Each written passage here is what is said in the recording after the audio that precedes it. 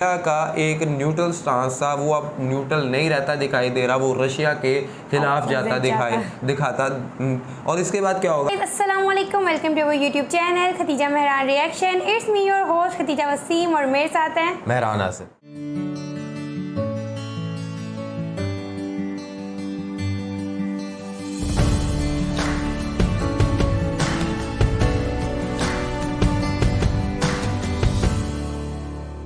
नाज़रीन, टाटा ग्रुप जो है इंडिया की एक बहुत बड़ी मल्टीनेशनल कंपनी है जो कि सबसे ज़्यादा प्रॉफिटेबल भी समझी जाती है।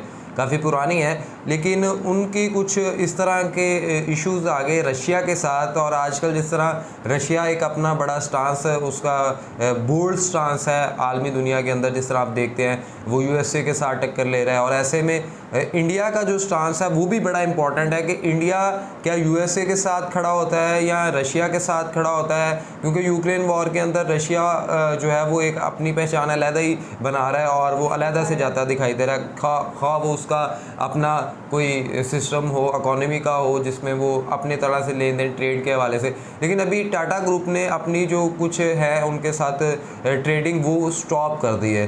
तो क्यों किया है, क्या वजह है, इसके पीछे क्या इश्यूज थे, तो उसकी तरफ चलते हैं। लेकिन जाने से पहले अगर आपने हमारा चैनल सब्सक्राइब नहीं किया तो मस्त सब्सक्राइब हमारे चैनल और बेल आइकन को क्लिक करना बिल्कुल भी मत भूलिएगा। तो चलते हैं वीडियो की जाने। नमस्कार, प्रशांत धवन। नाउ रशिया के लिए एक बहुत ही जरा खराब न्यूज आई है।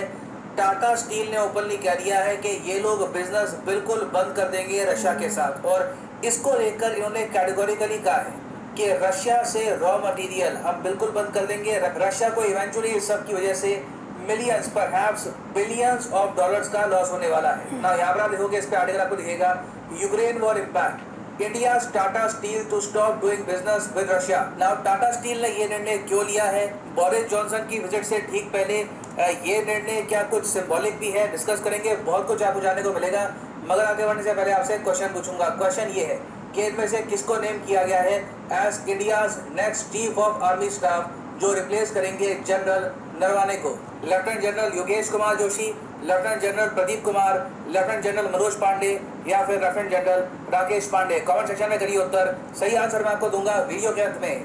नाउ टाटा ग्रुप आप सबको पता होगा कि बहुत जरा बड़ा है। अगर आप फॉर्चून इंडिया की लिस्ट देखो of the largest Indian companies, of course ये लास्ट टाइम ये लिस्ट आई थी 2021 में, तो यहाँ पे आपको बहुत सारी टाटा ग्रुप की कंपनीज मिलेगी। फॉर एग्जाम्पल यहाँ आप देख पाओगे टाटा मोटर्स, उसके अलावा टीसीएस, टाटा कंसल्टेंसी सर्विसेज, ये आरटी की फील्ड में काम करती है। उसके अलावा यहाँ पे आपको दिखेगा टाटा स्टील। टाटा स्टील भी अपने आप में एक ह्यूमंगस, ना सिर्फ इंडियन कंपनी, इवन एक ग्लोबल कंपनी है, क्योंकि दुनिया भर में ये लोग बिजनेस करते हैं। पर एनम इनकी स्टील प्रोडक्शन की कैपेसिटी है 34 मिलियन टन, और इनकी आपको फैक्ट्रीज मिलेगी नेदरलैंड्स में, यूके में, इंडिया में तो है ही। दुनिया भर में स्टील मैन्युफैक्चर करता है टाटा स्टील। और रिसेंटली जो टाटा स्टील यूरोप की वेबसाइट है, वहां पर इन्होंने ये स्टेटमेंट पब्लिश करी है।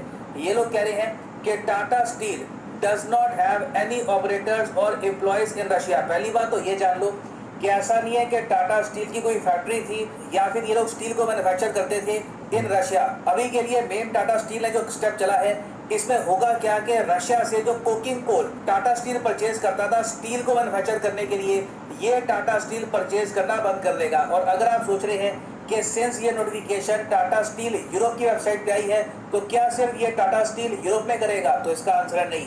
साफ साफ लिखा हुआ है कि जो भी रॉ मटेरियल्स ये लोग यूज करते हैं स्टील को मैन्युफैक्चर करने में, इनके अब ऑल्टरनेट सप्लाई ढूंढे जाएंगे। मतलब कि रशिया के सिवाय और कौन कौन से देश हैं जो आज के समय कोकिंग कोल बेच रहे हैं, उन पर फोकस करेगा टाटा स्टील।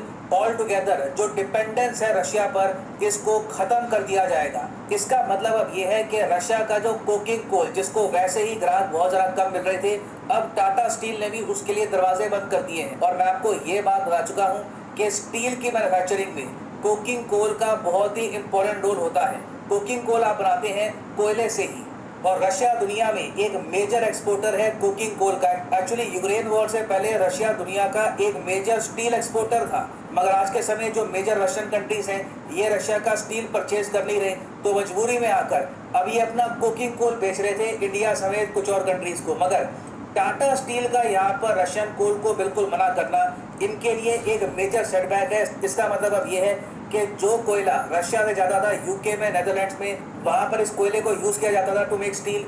इंडिया में भी रशियन कोयला उस बड़ी संख्या में अब नहीं आने वाला जितना हम पहले एंटिसिपेट कर रहे थे, क्योंकि रशिया ने रिसेंट ये कहा था कि कोयले पर ये लोग देंगे मैसिव डिस्काउंट। सिंस और कोई देश इनका कोयला खरीद नहीं रहा, तो रशिया ने मजबूरी में कहा था कि 30-40% का जो डिस्काउंट है ये भी हम दे सकते हैं। और इंडियन गवर्नमेंट इनिशियली काफी हद तक एक्साइटेड भी थी इस आइडिया को लेकर। हमारे एक मिनिस्टर ने कहा भी था कि हो सकता है कि अब रशिया से बहुत ही बड़ी संख्या में कोयला परचेज करें, मगर अब लगता नहीं है कि ऐसा हो पाएगा ना। एक बात मैं यहाँ पर क्लियर कर दूं, ऐसा भी नहीं है कि हम रशिया से कोयला बिल्कुल भी परचेज नहीं करेंगे, क्योंकि इंडिया में और भी बहुत सारी स्टील मैन्युफैक्चरिंग कंपनीज हैं। JSW स्टील है, उसके अलावा कोल इंडिया खुद है। तो कोई बड़ी बात नहीं है कि हम रशिया से कोयला परचेज करते रहे। हाँ, बम्पर परचेज नहीं होने वाली। जो रशिया को उम्मीद थी कि इंडिया से मैसिव कमाई होगी बिकॉज ऑफ टाटा स्टील, ये कमाई इनकी नहीं होने वाली। और इंटरेस्टिंग बात देखिए कि टाटा स्टील ने ये अनाउंसमेंट करी है बिल्कुल बोरिस जॉनसन की विजिट से पहले। आपको पता होगा टाटा स्टील का जो यूरोप में जो भी इनके ऑपरेशंस हैं, ये लोग संभालते हैं इसको फ्रॉम यूके में बहुत सी इन्वेस्टमेंट्स है टाटा स्टील की। एक्चुअली यूके में लार्जेस्ट एम्प्लॉयर है टाटा स्टील। जी हाँ, यूके में सबसे ज्यादा नौकरियां देती है एक इंडियन कंपनी। तो इनके लिए काफी इंपॉर्टेंट था ये बात क्लियर करना बोरिस जॉनसन की विजिट से पहले कि इन्होंने रशियन कोयले का ऑल्टरनेटिव ढूंढना स्टार्ट कर दिया है। क्योंकि बोरिस जॉनसन जब भारत में आएंगे तो उन्होंने हालांकि ये बात तो कह दी है कि इंडिया को लेक्चर नहीं करने वाले रशिया को लेकर, यूक्रेन के इशू को लेकर, मगर ये इंडिया को एक बात बोलेंगे कि देखो रशिया से जो एनर्जी सप्लाई जारी है, चाहे कोयला हो, कच्चा तेल हो या फिर नेचुरल गैस हो, चलिए इसका ऑल्टरनेटिव मिलकर ढूंढते हैं। यूके इंडिया की हेल्प करेगा ताकि इंडिया की निर्भरता रशिया पर खत्म हो जाए। क्योंकि यूरोपियन यूनियन, यूके और कई वेस्टर्न कंट्रीज ओपनली कह चुकी हैं कि रशिया के कोयले पर बैन लगाना होगा अगर रशियन गवर्नमेंट की फंडिंग रोकनी है। क्योंकि आप अगर बात करो टोटल एक्सपोर्ट्स की, तो रशिया बहुत ज्यादा कोयला एक्सपोर्ट करता है। चाहे कोकिंग कोल हो या फिर नॉर्मल कोयला हो, रशियन कोल यूज किया जाता है अफ्रीका में, एशिया में, यूरोप में, हर जगह। तो टाटा स्टील का जो निर्णय है इससे डेफिनेटली रशिया को काफी तकलीफ होगी। और परहैप्स यहाँ पर आप समझ पाएंगे कि क्यों रशिया के विदेश मंत्री अब बड़ी मीठी मीठी बातें कर रहे हैं इंडिया को लेकर। कह रहे हैं कि अजय शंकर साहब से बड़ा देशभक्त कोई नहीं है, इंडिया ने बहुत अच्छा काम किया यूएसए को जवाब देकर। क्योंकि देखो घूम फिर कर रशिया ये बात जानता है कि इंडियन कंपनीज बहुत ज़्यादा इन्वॉल्व हैं अमेरिकन कंपनीज के साथ, यूरोपियन कंपनीज के साथ। तो कई जो मेजर इंडियन कंपनीज हैं, बड़ी बात नहीं है वो अपने आप ही रशिया के साथ बिजनेस कट कर दे, क्योंकि वो यूरोप और यूएस में अपने रिलेशंस खराब नहीं करना चाहेंगे। वापस आते हैं अपने एमसीक्यू की तरफ कि इनमें से किसको चूज किया गया है as the next chief of army staff of India. तो सही उत्तर यहाँ पे है option C, lieutenant general Manoj Pande. यहाँ पर आप देख पाओगे lieutenant general Manoj Pande has been appointed as the next army chief और इनका टेन्योर स्टार्ट हो जाएगा 30 अप्रैल 2022 के बाद से। और फाइनली यहाँ पर मैं ये भी ऐड कर दूं कि अगर आप लाइन खदीजा, आपको क्या समझ आती है कि इसके पीछे क्या वजह देखते हैं आप? हमने जितना टाटा के बारे में पढ़ा है कि मल्टीनेशनल एक लार्ज ग्रुप ऑफ कॉर्पोरेशन है जो कि ओवर 150 कंट्रीज़ में उनकी सप्लाई जाती सर्विसेज दे रहे हैं वो लोग। तो उनका जो स्टांस है ऑब्वियसली उसको तो मायने देना ही देना है। अगर उन्होंने रशिया से तोड़ा है तो इसके बैक बिहाइंड बहुत फैक्टर्स होंगे। जिस तरह रशिया पूरी सबको आंखें दिखा रहा है अमेरिका को, सबको, तो ये उनके साथ तो ये होना ही था। मुझे पता नहीं ऐसा क्यों लगता है कि रशिया अकेला ही रह जाएगा, जैसे आहिस्ता आहिस्ता सारे बिजनेस खत्म कर रहे हैं। अब बात यह है कि आप थोड़ा सा अगर देखें तो जो कुकिंग कोल है वो है क्या, उसमें सबसे ज़्यादा जो होता है वो कार्बन का जो सोर्स पाया जाता है, तो वो स्टील की मेकिंग के दौरान ना वो बड़ा इफेक्टिव होता है और मतलब इससे जो है वो स्टील मेकिंग के अंदर ये बहुत बड़े पैमाने पे यूज़ होता है। पहली चीज़ तो ये। अब दूसरी चीज़ ये है कि अगर आप देखें तो Tata steel, Tata group of company जो है वो तो एक बहुत बड़ी लार्ज पॉपुलेशन है। जैसे कि पहले भी खतीजा ने भी बताया कि वो 150 कंट्रीज़ के अंदर अपनी सर्विसेज दे रहे हैं और 100 कंट्रीज़ के अंदर वो ऑपरेशनल तौर पर ख़ुद मौजूद हैं। किसी जगह पे प्रोडक्ट को एक्सपोर्ट करना इज़ समथिंग एल्स, लेकिन जहाँ वहाँ पे खुद बैठ के प्रॉपरली उसका एक फ्रेमवर्क जहाँ पे उनके, लेकिन इसका हेडक्वार्टर जो है वो ऑब्वियसली मुंबई इंडिया में है और ये इंडिया की एक कंपनी है जो कि बहुत बड़ी है। अब देखिए रशिया, उसको इससे बहुत ज़्यादा नुकसान होने वाला है। चाहे इंडिया के अंदर और भी कंपनीज़ हैं, लेकिन टाटा स्टील का एक अपना स्टांस बहुत अच्छा था और मिलियंस ऑफ डॉलर का नुकसान होने वाला है।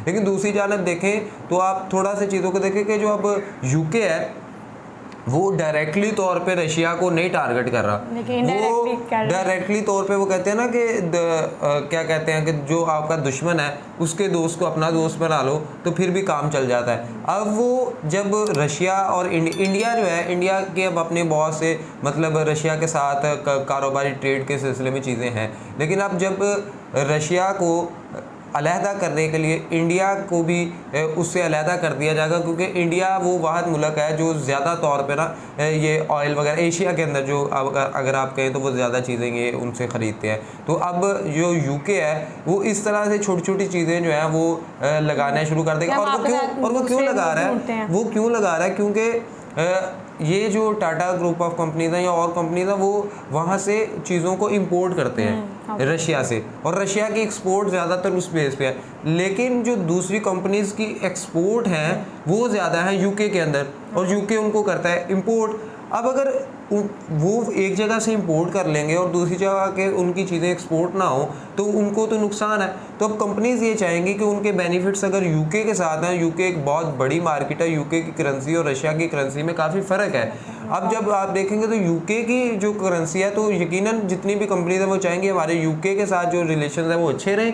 लेकिन अब देखें जब यूके हेल्प करेगा इंडिया की तो यकीनन उसमें अगर अभी टाटा स्टील ने छोड़ा है तो होप सो इन फ्यूचर और भी जो कंपनीज हैं वो भी रशिया के साथ अपने, और जब इस तरह से होंगे तो इंडिया का झुकाव भी रशिया के ऑपोजिट एक हिसाब से शो हो जाएगा। जो रशिया अभी तक, इंडिया जो अभी तक न्यूट्रल स्टांस रख रहा था, लेकिन अचानक से अब जब इस तरह की छोटी छोटी चीज़ें होंगी तो नो डाउट अगर रशिया की एक्सपोर्ट के अंदर रशिया जो एक्सपोर्ट कर रहा है चीज़ें तो उसमें अगर कमी आएगी, मिलियंस ऑफ डॉलर का उन्हें नुकसान होगा तो उन्हें इससे बहुत बड़ा इफेक्ट होगा। और जब वो इफेक्ट इंडिया की किसी कंपनी की जानिब से हो रहा है और नो डाउट अगर इंडिया अपना स्टांस ये रखता है कि नहीं हमने रशिया के साथ रहना है तो वो ऑब्वियसली इन जो कंपनीज हैं जो लेकिन वो उनको नहीं करेगा, क्योंकि इनके ऊपर उनकी काफ़ी ज़्यादा इकोनॉमी इन कंपनीज के ऊपर बेस करी है, तो वो नहीं चाहेगा कि मैं अपनी कंपनीज के साथ अपनी जीडीपी को ख़राब करूँ। टाटा का रेवेन्यू 103 बिलियन, तो वो 103 बिलियन डॉलर वो एक बहुत बड़ी अमाउंट है। और तो वो सारा कहाँ आता है, इंडिया में आता है। वैल्यू करेंगे टाटा के डिसीजन को, तो वो टाटा के डिसीजन को वैल्यू करेंगे। सो टाटा ने भी अपने मुफादात को देखते।